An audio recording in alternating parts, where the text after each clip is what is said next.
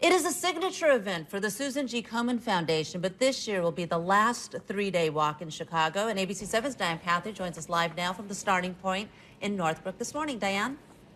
Good morning to you, Stacey. That's right. About 800 participants are here already, gathered for the last Susan G. Komen 3-day here in Chicago, and it begins at 7 o'clock this morning. The organization is canceling its signature fundraising event here in Chicago and in 6 other cities next year. The Komen organization says declining participation is the reason for the cancellation. This slashes the number of the fundraising events by half.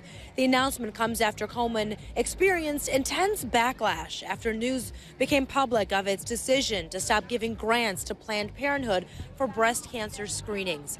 A statement from the Susan G. Komen 3-day states in part, quote, "The difficult decision to exit Chicago was not made lightly, as this bold and empowering event has touched the lives of thousands of participants."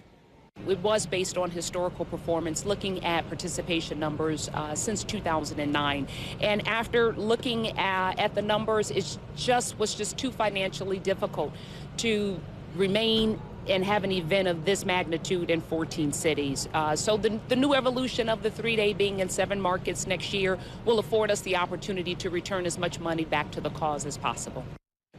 This is, by the way, the event's 10th year in Chicago, and as I mentioned, 800 participants, 111 of them are breast cancer survivors, and this is a big tradition for many of them. Walks, the ones that are being cut, are also being cut in D.C., in Arizona, Boston, Cleveland, Tampa, and San Francisco. The Komen Foundation says, though, it's going to try and remain strong here in Chicago. It still does a 10K race for the cure twice a year, and many that are here today are disappointed that this is the last year for the event, but say this hopefully will encourage people to travel and continue to raise money for breast cancer research and outgoing events that'll help people who need it the most. Reporting live in Northbrook, Diane Pathy, ABC 7 News. Back to you in the studio. Diane, thank you so much.